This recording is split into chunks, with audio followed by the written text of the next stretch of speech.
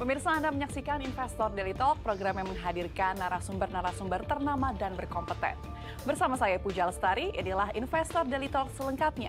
IDTV, Inspirasi Investasi.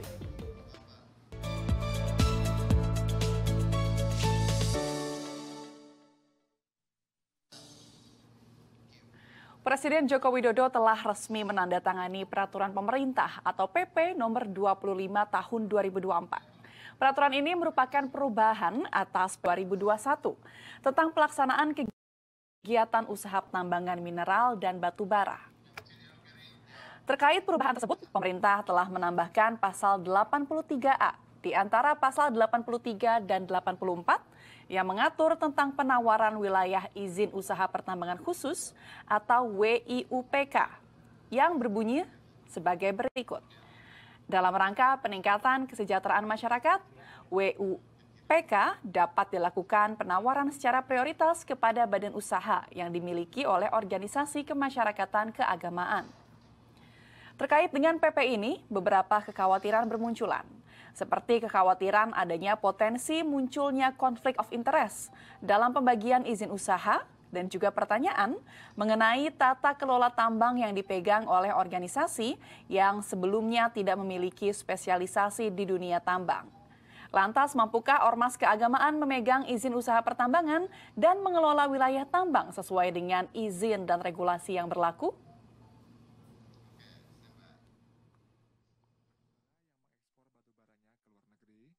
Salah satunya adalah tambang. Pada prosesnya, setelah batu bara digali, batu bara tersebut kemudian akan diangkut dengan dump truck, dihancurkan menjadi ukuran-ukuran kecil, lalu dibersihkan dengan proses washing.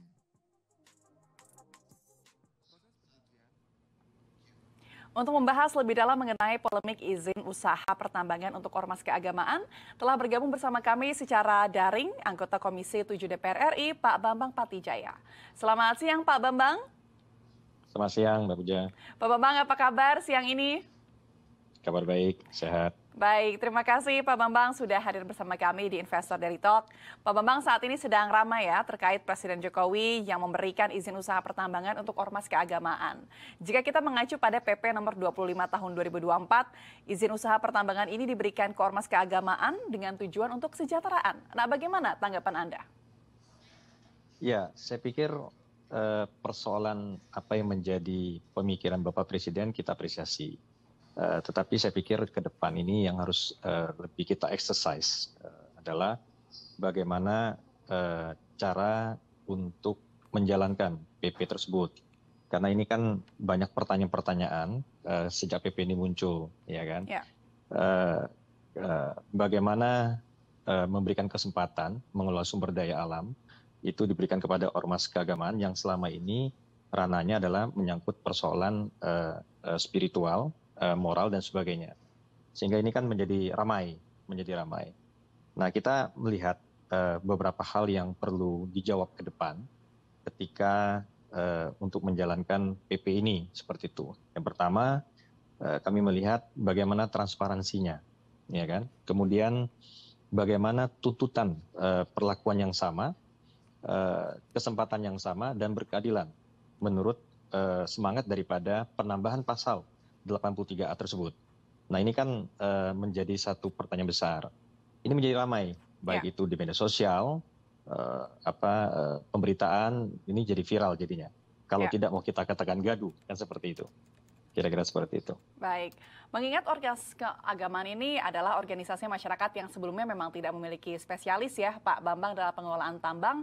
Bagaimana Anda melihat kesiapan ormas dalam mengelola wilayah tambang jika memang nanti diberikan izin untuk mengelola tambang? Ketika ormas keagamaan diberikan kesempatan untuk mengelola wilayah pertambangan, ya WIUPK, tetap saya pikir mengacu kepada regulasi yang ada. Ya. Dalam regulasi yang ada itu bahwa diperlukan 3 persyaratan di dalam pengelolaan WIUPK. Yaitu yang pertama adalah persyaratan administrasi. Kemudian yang kedua, persyaratan teknis dan pengelolaan lingkungan. Kemudian yang ketiga adalah persoalan administrasi finansial. Saya pikir ini beberapa hal teknis ya.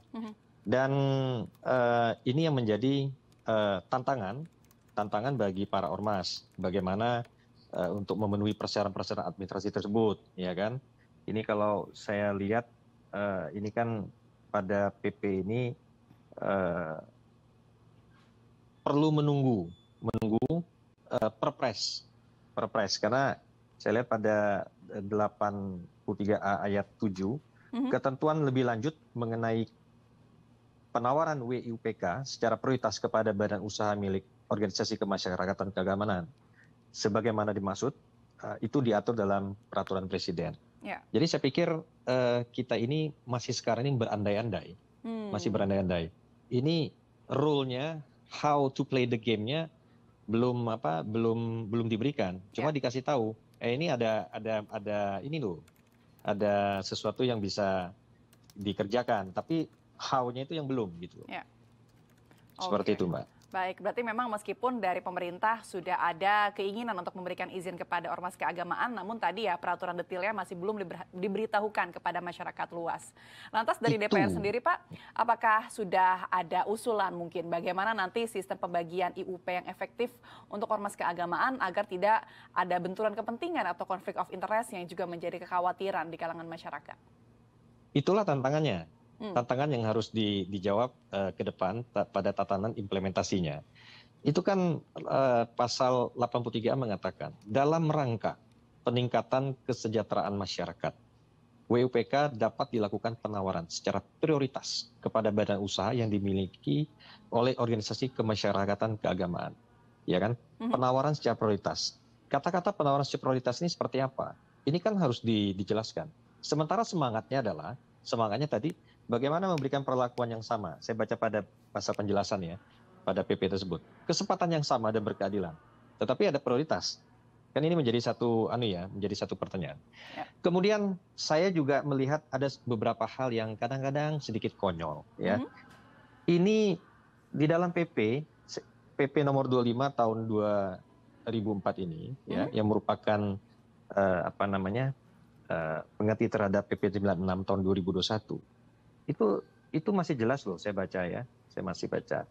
Pada pasal 1 ayat 42, ya, 1 ayat 42, dikatakan menteri adalah menteri yang menyelenggarakan urusan pemerintahan di bidang pertambangan mineral dan batu bara. Tapi ini kok yang ribut kok Pak Bahlil ya?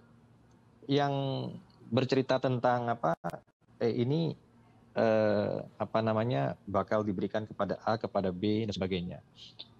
Ini Menteri SDM aja nggak komentar apapun, saya jadi bingung gitu. Kita melihat ini bakal potensi kerancuan administrasi negara, ya.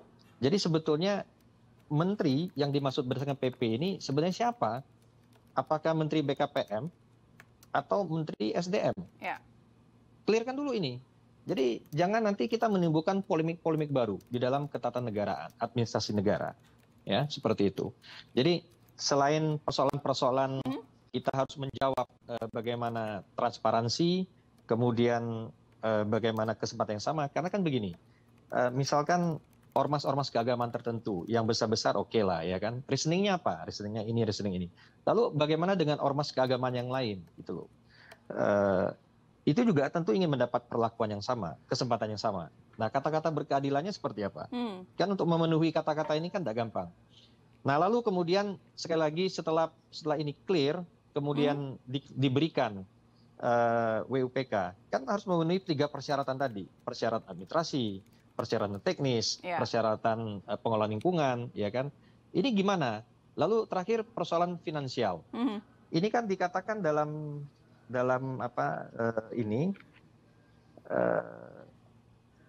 kepemilikan saham organisasi kemasyarakatan keagamaan dalam badan usaha harus mayoritas dan menjadi pengendali gitu loh. Ya.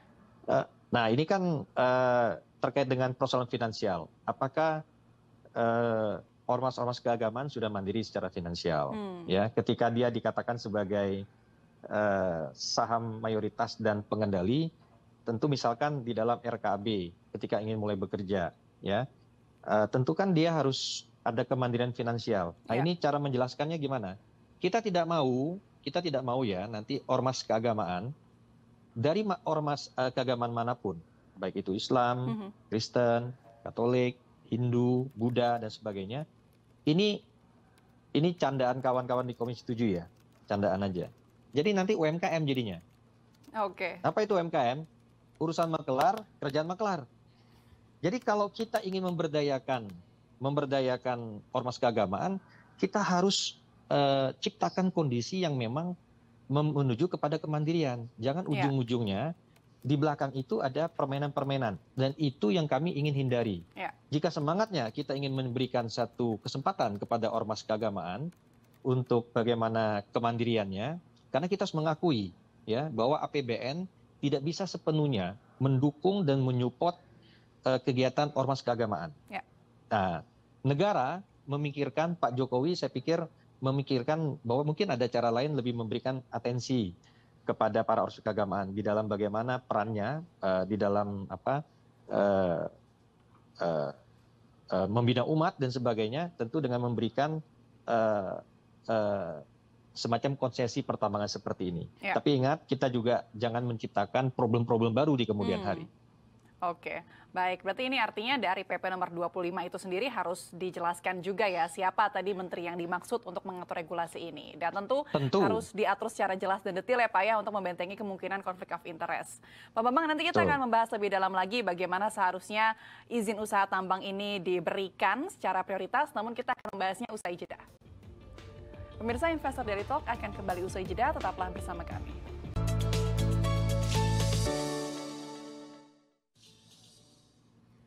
Anda masih bersama kami di Investor Daily Talk. Kita akan melanjutkan dialog dengan Pak Bambang Patijaya, anggota Komisi 7 DPR RI.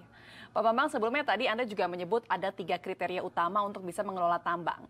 Nah, kalau kita akan memberikan izin kepada ormas keagamaan, apakah menurut Anda harus ada kriteria khusus yang harus dimiliki oleh ormas keagamaan apabila bisa mengelola tambang? Mengingat ada banyak sekali ormas keagamaan yang ada di Indonesia ini. Ya, saya pikir ini yang harus dijawab nantinya dalam Perpres yang akan merupakan turunan daripada PP ini. Yang jelas semangat yang ingin kita titipkan di dalam Perpres itu nantinya ya adalah bagaimana jangan sampai ormas keagamaan ini malah hanya menjadi alat. Nah, kita ingin ormas keagamaan ini betul-betul jika diberikan kesempatan pada akhirnya punya kesempatan untuk pemberdayaan ekonomi dan pada akhirnya untuk manfaat organisasi dan untuk pembinaan umat keagamaannya masing-masing. Ya. Itu kita apresiasi. Nah, mengacu kepada PP yang sudah ada, ya pasal 79 dikatakan dalam pelaksanaan lelang WUP mineral logam atau WP batubara, sebagaimana maksud di dalam pasal 76 ayat 1, peserta lelang harus memenuhi persyaratan administrasi, teknis dan pengelolaan lingkungan dan finansial. Jadi sebenarnya ini sudah baku dan standar. Nah, tinggal nanti pada praktikalnya bagaimana ini memang memungkinkan dan tidak ada yang namanya akal mengakal. Ya, kalau bahasa kampung saya akal mengakal itu. Ya. Bahasa anunya jangan ada palsu-palsu. Ya, jadi jika memang ini nanti diperuntukkan untuk BUM badan usaha milik ormas keagamaan, ya sudah. Jangan kemudian ini menjadi hanya alat saja. Karena kenapa? Kita lihat pada pasal 83A ya. ayat ayat 2 WUPK sebagaimana yang dimaksud pada ayat 1 itu merupakan wilayah ex-PKP 2B.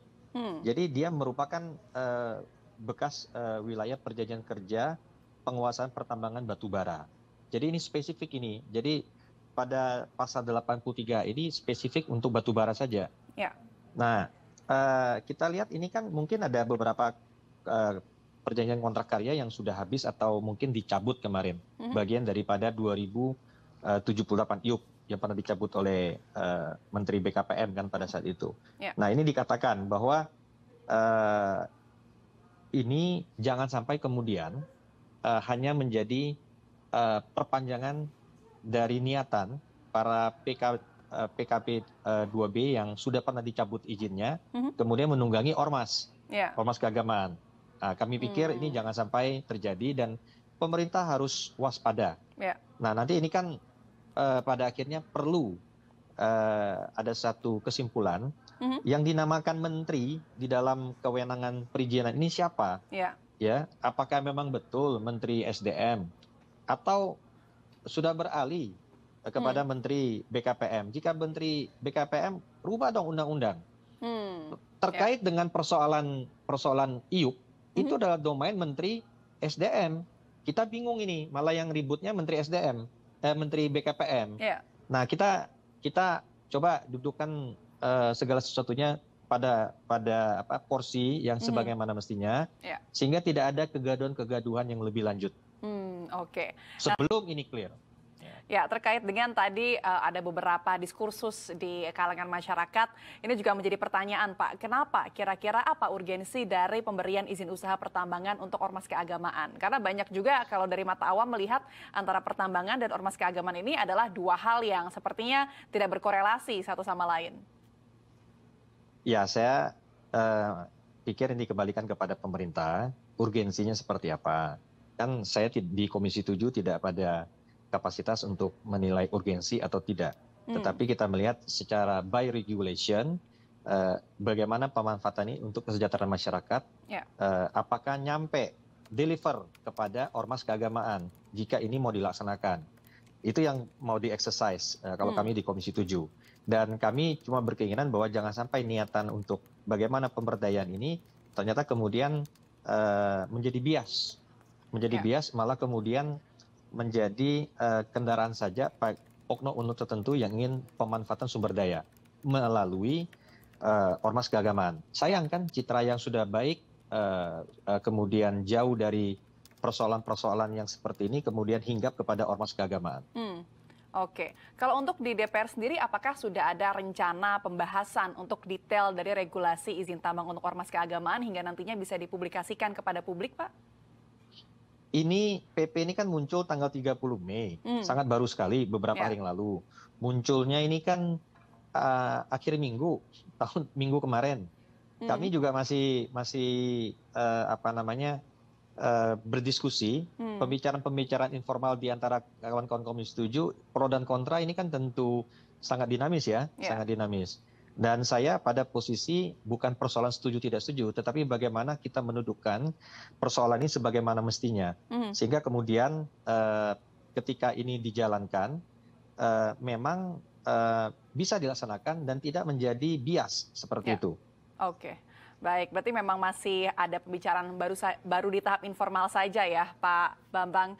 Baik, Pak Bambang, kita akan membahas lebih dalam lagi nanti sebenarnya apa dampak dari pemberian WIUPK ini kepada ormas keagamaan dan apa pengawasan yang bisa kita lakukan agar nanti dilakukannya ini sesuai dengan tujuan dari izin ini sendiri. Kita akan membahasnya usai jeda, Pak Bambang.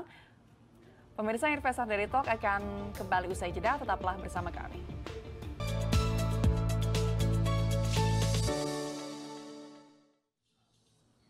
Terima kasih Anda masih bersama kami di Investor Daily Talk. Kita akan melanjutkan dialog dengan Bapak Bambang Patijaya, anggota Komisi 7 DPR RI. Pak Bambang, tadi kita sudah membahas ya bagaimana mekanisme dan juga syarat-syarat yang harus dipenuhi oleh ormas keagamaan agar bisa mengelola tambang.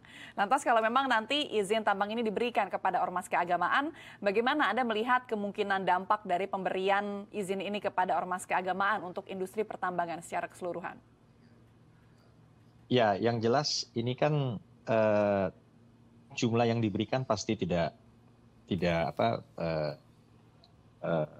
berlebih lah ya. Ormas-ormas keagamaan yang secara prioritas akan diberikan mungkin tidak semuanya. Dan ini kan nanti yang harus bisa dijelaskan oleh pemerintah. Ya, jangan sampai ada perasaan perlakuan yang tidak sama ya. Nah, di dalam penerbitan ini kita melihat ormas keagamaan ini kan tidak memiliki pengalaman di dalam melaksanakan penambangan begitu ya. Terlepas nanti mungkin ada pengurus-pengurusnya yang expert, kita nggak tahu nanti. Nah, cuma kan kita harus melindungi, jangan sampai kemudian badan usaha milik ormas keagamaan ini beroperasi dengan beberapa hal yang mungkin kurang pas. Nah, jangan sampai di kemudian hari kita menemukan ada ormas keagamaan yang terbelit hutang, ya kan? Dikarenakan diberikan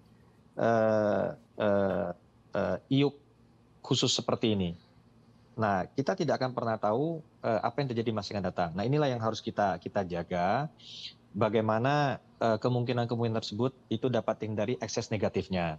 Kalau ditanyakan ke saya apakah ada manfaat ekonomi, kalau dikelola secara benar, apalagi cadangannya bagus, ya, tentu memiliki nilai ekonomis. Betul. Dan seharusnya ini dapat memberikan manfaat bagi ormas keagamaan di dalam pembinaan anggotanya, dalam pembinaan umat dan komunitas, sehingga pelaksanaan kegiatan-kegiatan keagamaan dan organisasi ini dapat berjalan dengan lebih baik. Itu yang ingin dicapai kan sebenarnya. Ya, betul. Oke, sehingga jangan sampai ya justru pemberian izin ini malah memberatkan ormas keagamaan dan justru menimbulkan dampak negatif bagi ormas itu sendiri. Lantas kalau untuk pengawasannya Pak, apakah Pak Bambang melihat bahwa perlu dibentuk badan pengawasan sendiri mengingat ormas keagamaan ini memang sebelumnya tidak punya pengalaman dalam izin mengelola tambang, atau memang pengawasannya ini ada mekanisme lain? Saya pikir kalau pengawasan pertambangan ini kan sudah ada mekanisme RKB namanya, Rencana Kerja Anggaran Biaya. Itu kan pengawasan teknis ya. Kalau pengawasan internal di dalam bagaimana menjalankan manajerialnya, saya pikir dikembalikan kepada ormasnya masing-masing. Mereka harus, kan ormas ini kan bukan melaksanakan secara langsung, tetapi melalui badan usaha. Jadi mereka sebagai saham pengendali, mereka sebagai saham mayoritas, ya, yang menjalankannya ada badan usaha yang dimiliki. Apakah mungkin melakukan kerjasama dengan pihak-pihak lain? Saya pikir itu nggak ada masalah. Selama masih memenuhi kepatutan, kan harus patut. Jangan sampai ormas keagamaan malah bekerja sama dengan yang mungkin memiliki latar belakang yang kurang baik di bidang pertambangan, di bidang punya sejarah yang buruk, di bidang misalkan terkait dengan masalah hak asasi manusia dan sebagainya. Ini kan yang harus kita warning. Nah, ini juga yang nanti mekanisme yang harus ada seperti pertanyaan Anda itu siapa?